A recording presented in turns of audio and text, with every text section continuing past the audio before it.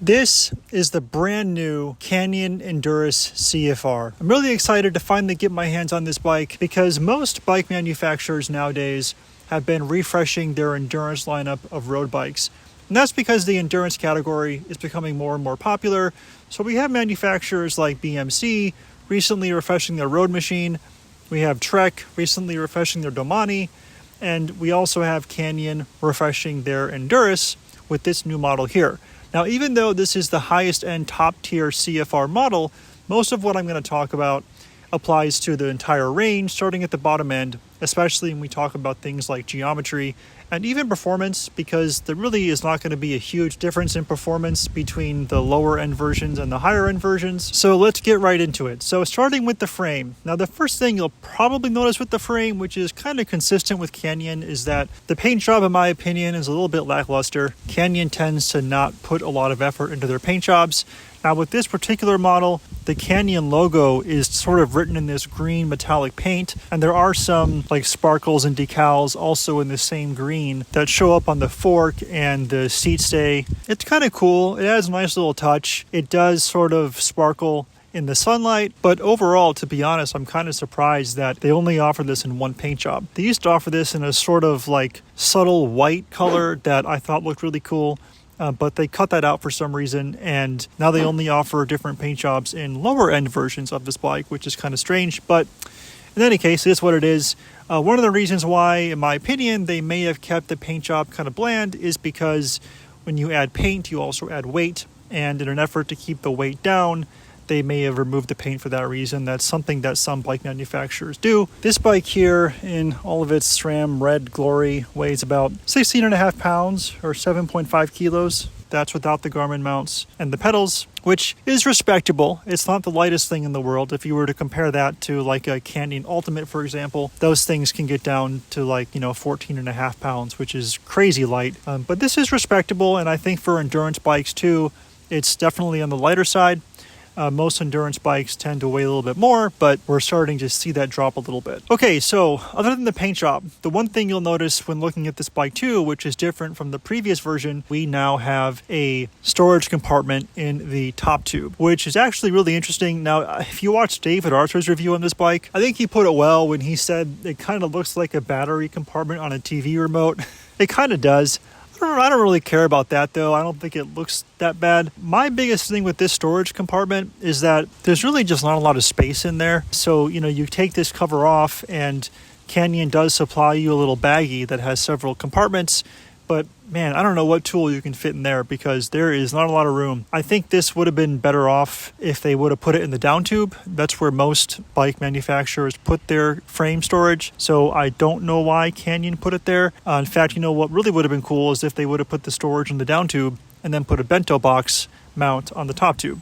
Then you would have had like twice the amount of storage. Speaking of top tubes and down tubes, the down tube in particular now is going to be a little bit more slender. So it is going to be a little bit more aero than the previous model. Now that does, of course, give you the benefit of having a faster bike if it's going to be more aero. And then Canyon does pair this with some nice DT Swiss die-cut 1100 wheels. Those are 45 millimeter deep wheels, and when you combine that then with the handlebar, which is also going to be Canyon's CP18 handlebar, it's the same handlebar that they ship with the Aeroad. You're looking at a bike that actually does look fairly aero. Not quite as aero as the Aeroad, but this is definitely bridging the gap between aero bike and endurance bike, in my opinion. So this is an aero handlebar. So as I mentioned, it's going to be a little bit faster because you do have the aero advantage. But for me, the more important point of that handlebar would be that it's going to be more comfortable because the flat surface provides more comfort for your hand. It provides more weight distribution of your wrist than those skinny round ones do. So it is going to be aero and it is going to be more comfortable. So it's a win-win. I just think every bike on planet Earth should have an aero handlebar, even if it's aluminum and crappy quality. I'm fine with that. I think we're beyond skinny round handlebars at this point. But in any case, it is going to be a one-piece handlebar, as you can see. Looks really cool. Fully internal cable routing, which is awesome. But you guys know the downside by now. That is going to be an absolute pain in the butt to do any kind of maintenance on. So Just understand that people's bike fits typically change over time, even, throughout the season. You may start this season with not a lot of flexibility, but then as you start to get out there more and train more, you become more flexible even within like 2-3 months. And so you may want a longer stem in that case. But with this, you really cannot change it. So just whatever stem length you put on there, just recognize that you're going to be kind of committed to it for a long time. But the one cool thing about this handlebar, which I really, really like, is that you'll see there's 2 screws on the bottom on each side, and you can unscrew those, and then the handlebar sort of collapses, it folds in. That's one benefit, but you can also just simply adjust the width of it too, which is really awesome because there's so much variation in people's bike fit, and not having to purchase a new handlebar because the one the bike shipped with doesn't match you, is a huge cost savings, time savings. So I really, really like that about the handlebar. But then also, when it comes time to travel, you can break this bike down for travel and fold those handlebars in. The handlebar is a masterpiece in my opinion. I really like it. Okay, we briefly mentioned the wheels, but I want to go back to those. So as I mentioned, those are 45 mil deep wheels. They are pretty aero. They are fully carbon fiber, and they're amazing wheels, you guys. They're really, really good wheels, and I love that. A lot of times you'll find bike manufacturers, even at this price point, in the top tier price point, will sometimes ship just these no-name, bizarre, kind of no one's ever heard of them type wheels, and they'll even be aluminum sometimes. And for me, that's just unexcusable. I think at these price points, we deserve to get good quality stuff, and that's one thing you really have to give Canyon props for. They give you just really high quality components, you guys. The only thing is the internal rim width is going to be 22 millimeters, and the external rim width is going to be 28 millimeters. So they're going to still be a little bit more narrow. So if you put wide tires on here, then they will maybe balloon out a little bit around the rim, which is fine. But nowadays, the trend is to keep the width of the rim actually pretty wide, so that you can blow tires up also pretty wide and not have the width of the tire eclipse the width of the rim. Speaking of tires, Canyon is shipping this bike with a 30 mil on the front and a 32 in the back. And you can see, if you look, that, as I mentioned, the 32 in the back is sort of ballooning outside of the width of the rim a little bit. Not as much with the 30s, but it is kind of doing that with the 30 in the front as well. You can kind of catch the wind a little bit and make it a little bit more unstable in crosswinds when the wind gets caught in between the tire and the rim. But again, not a huge deal. Overall, this bike is very, very stable, and we'll get into that sooner in a second here. You can fit up to 35 mil tires within the frame, so it's pretty big. Not going to be as wide as something like the BMC Road Machine, which goes up to 40, which is humongous, but 35 is still respectable. And you guys, I will just take a moment to say that I am totally sold on wider tires. It took me forever to change. I was kicking and screaming, refusing to do it. I sat on my 25s for as long as I can remember, but just recently I did decide to try out 28s, and even more recently than that, I've gone to 30s. And you guys, the difference is just huge. I mean, I just am so disappointed in myself for not switching to wider tires sooner. They are just so much more comfortable. I would really encourage you guys to do it. Now, 35 might be a little too wide. I don't know if I'd really put 35 on this. The most I'd probably do personally is like a 32. But, we do have 32 in the back and 30 in the front. So the idea is to make this bike a little bit more aero with a narrower tire in the front than in the back. But, because this is an endurance bike, I think they probably could have got away with putting a 32 on the front as well. I don't think aero is super high priority for a bike like this, but 30 is also still pretty wide as well. So I probably wouldn't change it, but it is what it is. Okay, so with this particular model, as I mentioned, it's top tier model. This is the CFR model, which means they are shipping this with SRAM Red. What can I say? It's a pretty much flawless group set. You can either get this in SRAM Red or Endurace if you go with the CFR model, but you can get this bike in a much cheaper variant too. If you get the SRAM Red version, they're giving you a 46-33 in the front and a 10-33 in the back, whereas with the Endurace version, they're giving you a 52-36 and an 11-34 in the back. So not a lot of difference in the back cassette, but that is a pretty big difference in the front chainring. I mean, that's actually a pretty massive difference. I prefer probably the 46-33, but if you're just sprinting tons of power everywhere and just blasting watts out of the water, I mean, then you may end up wanting the 52-36. But whatever. You can always replace that aftermarket as well if you wanted to. And that's just with the red. You can get this with Force, Ultegra, even Rival, and 105, and then the options just get more varied from there. But you guys, they're all really good group sets. Even the lower end, like 105 Rival, they're amazing. They're really, really good. So I wouldn't sweat it if you don't end up going with the red. You really don't need it. All right, so the seat post then, that's going to be sort of the other big thing with this bike. This is going to be using Canyon's brand new S15 VCLS 2.0 CF seat post. I don't know what that means. The CF at the end just means carbon fiber. It's carbon fiber. It's bifurcated down the middle, as you can see, and what Canyon says is that does provide 20 millimeters of lateral travel. So when you are kind of going over the road bumps and the imperfections, you're going to have basically some suspension in there to cover your ass, literally, and just make the ride more enjoyable. So when you combine that with the 32 millimeter tires in the back, you're getting a pretty comfortable ride, all things considered. Okay, so perched on top of that seat post then is going to be a Physique Aliante R1 saddle. It is 145 millimeters wide, which personally I think is way too wide. I think most people benefit from actually having narrower saddles. But moreover, what I really don't like about this saddle is you'll see that the tip of the nose actually has an upward inflection. I guess the idea is they want you to feel more stable so you don't roll off.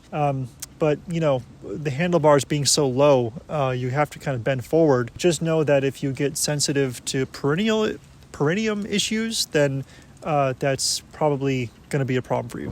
All right, guys, so how does it feel, though? How does the bike ride? Well, a few things I really noticed. First of all, it definitely feels very snappy and agile, very responsive, not like what you would typically think of an endurance bike. It's a fun ride. It's definitely a fun ride. I've also ridden the Canyon Ultimate quite a bit too, and frankly, it feels a lot like that, honestly. Has a very different, you can tell it's the same DNA, just a very similar ride quality. This one's gonna be a little bit more upright than the Ultimate, but man, the two bikes are very similar, you guys. I feel like just put 30 mil on the Canyon Ultimate, then it's going to be a very similar feeling.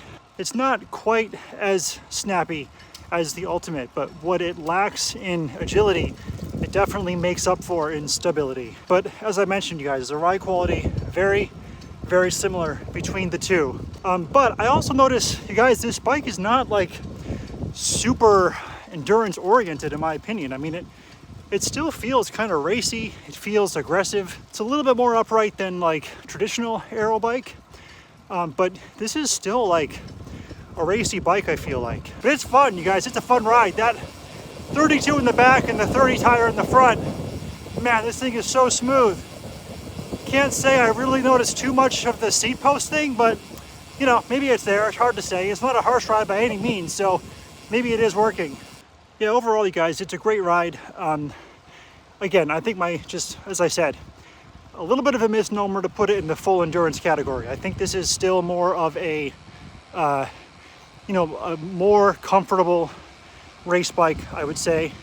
But it's still an awesome option, you guys. It's a lot of fun, super snappy, a lot of fun to ride for sure. All right, you guys, well, then the burning question everyone is wondering, should you buy this bike?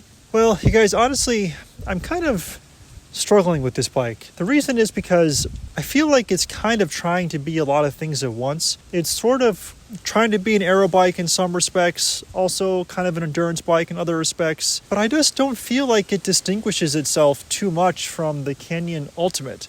I feel like if you just put some wide tires on the Canyon Ultimate, the ride is going to be actually fairly similar to this. And, moreover, if you really want just a pure endurance bike, I honestly just don't think that this bike is it, you guys. I'm going to get probably a lot of flack for that. I think it's comfortable. I think it's definitely comfortable.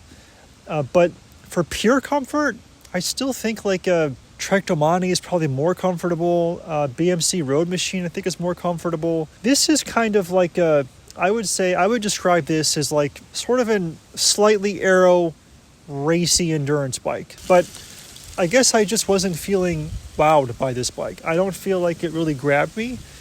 It's not a bad bike. I want to be clear. It is not a bad bike. It's awesome. And especially if you get a good deal on it or something, I'd say it's great. But I just think it's a little bit misleading to categorize this bike as an endurance bike. I would probably still categorize this as a racing bike. Again, I'll probably get lots of flack on that, but it's just my honest opinion. I kind of feel like it's neither here nor there. That was sort of my takeaway after riding this bike for a while. I just felt like it was neither here nor there, in the sense that if you want like a super beefy gravel bike, get a gravel bike. If you want an endurance bike, get something that's like truly endurance. But if you want like an aero bike, you can get an aero bike, and that would be pretty fast and pretty speedy. This seems like it's kind of combining everything into one, and it's not doing any one of those things as good as a dedicated version of one of those bikes would do it. That's just my opinion, but again, I want to be clear, it's not a bad bike. In some cases, I would say it is kind of like an all-rounder. I just think if you have like a bad back, or you've, just whatever the case may be, and you really want to be kind of upright, I don't think this is going to be the best option personally. That's just my opinion, you guys. I would just tend to think of this as maybe a little bit like a more relaxing race bike, because it does feel very racy. It feels very snappy, responsive, which is good. I mean, that's a great feeling, but I just don't think it's like the endurance feeling that I get with like a Trek Domani or even like a BMC road machine. I still feel like this is a bike that wants to go fast, which again is great. I would say actually, if you do want like a relaxed version of an aero race bike, I would say that's what this is, and if that's what you want, I think this is a fantastic option. But if you truly want like an endurance, relaxing, upright kind of ride, I don't think this is the best option personally. But I would also consider just going for the Canyon Ultimate and putting wide tires on there, because I do think that you're going to get a lighter bike in that case, and the geometry is not too far off that it makes that much of a difference. So I'm kind of struggling with this bike, to be honest with you, because I just feel like there's other bikes that sort of cover most of what this does. But again, that's not to say this is a bad bike. I think it's a great bike, and I think if you get it for a good price, it's going to serve you well. But now that you've watched this review, if you do want to see my opinion on the Trek Domani, which I think is actually going to be probably still the best endurance bike available in my opinion, be sure to check out my review on that bike here.